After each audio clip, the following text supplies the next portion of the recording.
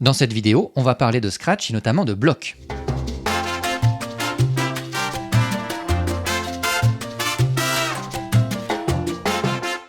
Alors un bloc, c'est un outil qui permet de créer des sous-programmes pour être ensuite réutilisés dans un script principal. Alors imaginons que l'on souhaite faire une frise composée de parallélogrammes, quelque chose qui va ressembler à ça.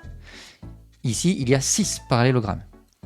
Alors ici, on a préfet le programme qu'on va utiliser.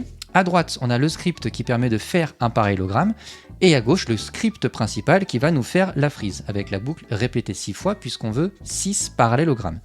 Alors on pourrait faire ça, placer le bloc tout l'ensemble des commandes du parallélogramme ici.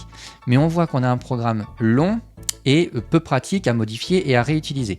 On va donc créer un bloc que l'on va nommer motif de base et qui va en fait être le programme, le sous-programme qui permet de tracer le parallélogramme. On vient ainsi de créer un sous-programme qui permet de le tracer.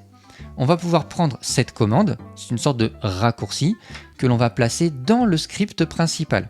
Et en fait, ce raccourci permet d'effectuer l'intégralité du sous-programme qui est sur la droite. On va ensuite avancer de 60 pixels entre chaque parallélogramme pour pouvoir faire correctement notre frise.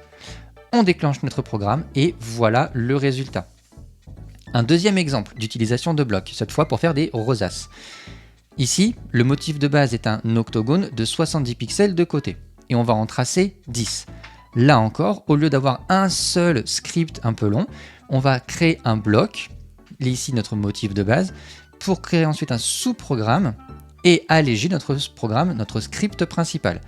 On tourne de 36 degrés, puisque 360 degrés divisé par 10, ça fait 36. On vient mettre notre raccourci et on déclenche. Voilà le résultat.